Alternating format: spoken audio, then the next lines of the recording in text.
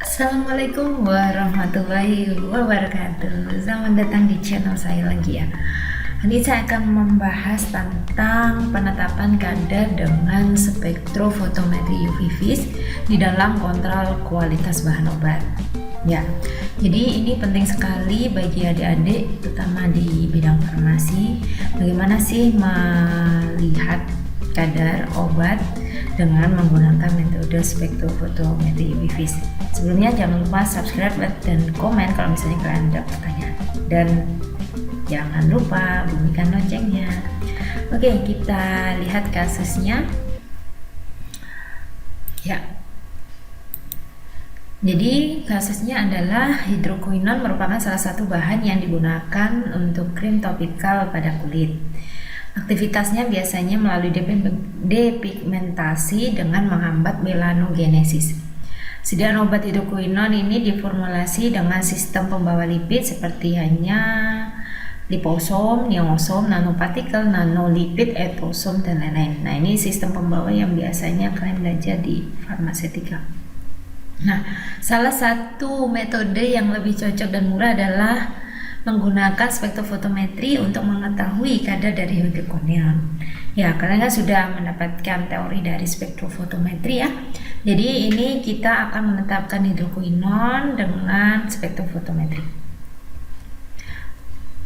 Ini pertanyaan yang pertama, yaitu penentuan larutan induk dari standar hidroquinone. Jadi itu yang pertama dilakukan saat kalian menganalisis spektrofotometri adalah membuat larutan induk ya, untuk membuat kurva kalibrasi dengan cara menimbang secara kuantitatif standar hidroquinone ya 100 mg yang dimasukkan ke dalam labu ukur 100 ml dan ditambahkan pelarut. Nah, ini pelarutnya menggunakan dapar fosfat pH 5,5. Kenapa harus dengan dapar? Ya supaya pH-nya stabil. Makanya karena dapar itu kan gunanya untuk mempertahankan pH. Nah, ini kan pH yang digunakan 5,5, berarti pH asam ya sampai larut. Kemudian disonikasi. Nah, sonikasi ini untuk membantu untuk meningkatkan kelarutan juga dengan perputaran atau gaya sonikasi sampai larut. Kemudian kalau sudah larut baru tambahkan buffer. Jadi tipsnya adalah kalau misalnya ada padatan ketemu dengan pelarut, diwajibkan sebelum diatkan atau dimasukkan ke dalam labu ukur, kalian harus memastikan bahwa semuanya larut. Kenapa harus larut semuanya? Supaya semua zat bisa teridentifikasi, tidak kurang atau tidak lebih gitu. Nah, ini pertanyaannya ya, berapakah kadar larutan standar dalam satuan mikrogram per mili? Jadi kalian cari. Kemudian dalam satuan ppm. Nah, ini gampang banget ya. Nanti dilihat lagi apa itu ppm gitu ya dari YouTube saya sebelumnya.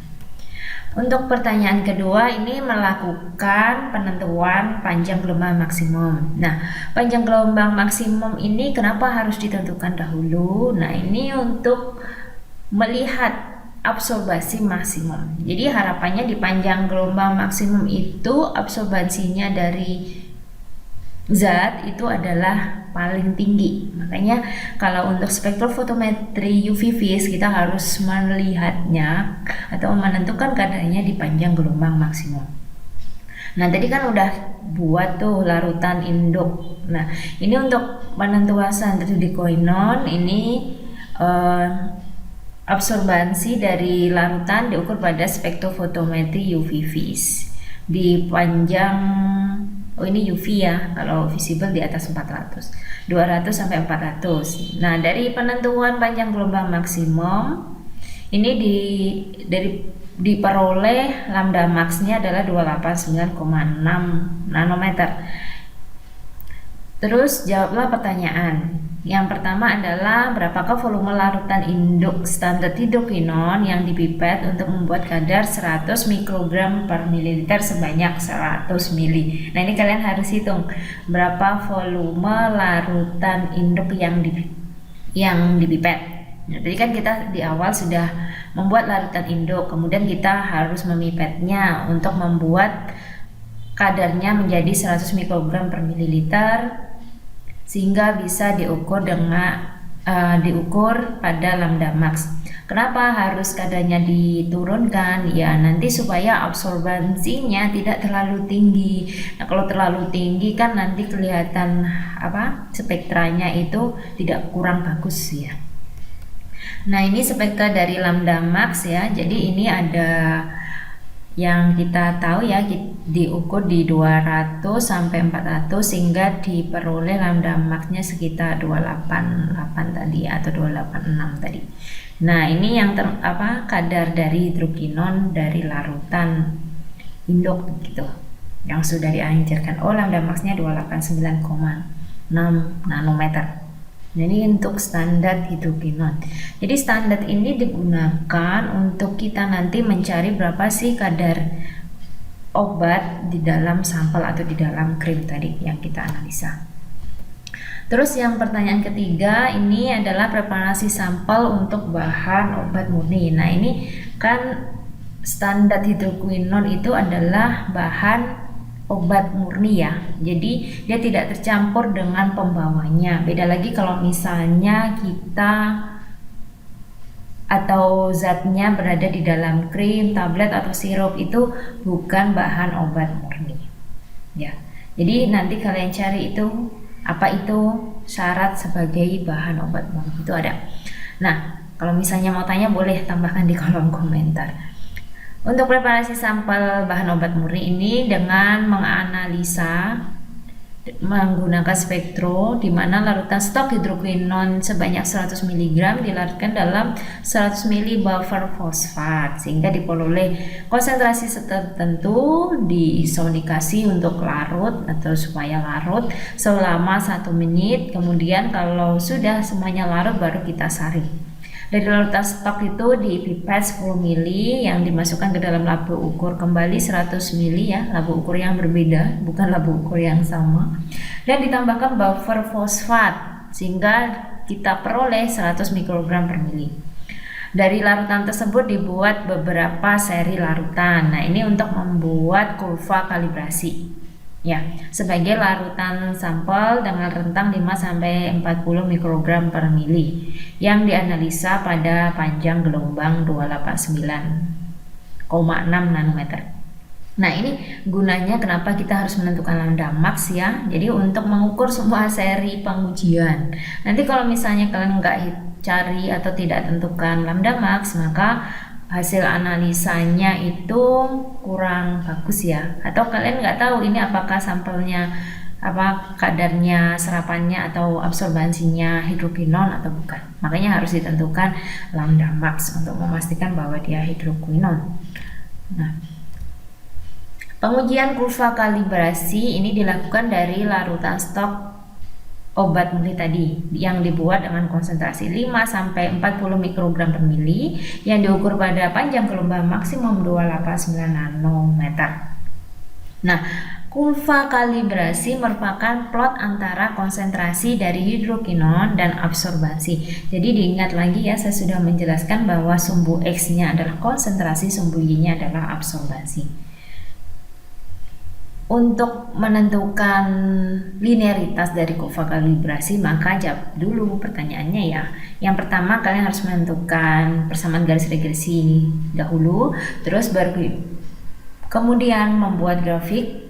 Terus yang terakhir adalah apakah kurva tersebut memenuhi linearitas. Jelaskan kenapa bisa memenuhi linearitas. Berikut ini adalah data kalibrasi standar hidrokinon dari konsentrasi 5-40, di mana konsentrasi dalam satuan mikrogram per mililiter nanti di sumbu X, sedangkan absorbansi di sumbu Y. Nah nanti kalian tinggal mengeplotkan aja di Excel ya. Untuk pertanyaan keempat ini sudah preparasi larutan sampel obat krim hidrokinon. Jadi ini sampel krim langsung, bukan standar murni. Dengan cara sejumlah krim 0,156 gram dari produk komersial ya, dari merek tertentu yang dia dimasukkan ke dalam labu ukur, kemudian ditambahkan 20 ml buffer fosfat ya. Jadi caranya itu sama seperti prosedur untuk membuat larutan induk, larutan baku seri, untuk penentuan lambda max, jadi semuanya sama. dan ditambahkan pH sampai atau ditambahkan buffer fosfat sampai 100 mili. Nah, kemudian disonikasi dan disaring. Dari larutan tersebut dipipet sebanyak 10 mili, kemudian dimasukkan dalam labu ukur dan diadkan dengan buffer fosfat. Dari larutan tersebut dianalisis panjang gelombang maksimumnya. Nah, pembacaan absorbansi dari sampel yang sudah diencerkan. Jadi ini perlu ditanda ya. Ini yang sudah diencerkan. Jadi bukan sampel yang belum diencerkan. Kalau misalnya belum diencerkan itu berarti belum dipipet dengan 10 mili at 100 mili. Nah, ini pembacaan absorbansinya yang sudah diencerkan adalah 0,587. Pertanyaan pertama adalah berapakah kadar hidrokinol setelah diencerkan dalam miligram. Jadi nanti kalian tinggal memasukkan absorbansinya ke dalam kurva kalibrasi. Nah, gimana caranya? Kalian bisa lihat YouTube saya sebelumnya. Terus yang kedua, berapakah persen B per B dari hidrokinol di dalam krim tersebut. Nah, kalau sudah mendapatkan kadar setelah diencerkan, kalian balik lagi ke dalam bentuk krim, nanti berapa beratnya hidrokinol dalam 0,156 gram. Kalau sudah ketemu berapa kadarnya dalam 0,156 gram, untuk tahu persen berat per berat, jadi berat yang diperoleh dari hasil pengujian dibagi dengan beratnya krim. Oke, kerjakan dulu ya. Kalau misalnya ada pertanyaan, kalian boleh tanya di kolom komentar. Oke, jangan lupa subscribe ya, bunyikan lonceng, like kalau misalnya masih bingung atau penasaran gimana ya penyelesaiannya, atau mau coba penyelesaiannya, boleh tambahkan di kolom komentar. Terima kasih. Wassalamualaikum warahmatullahi wabarakatuh. Sampai ketemu di next video.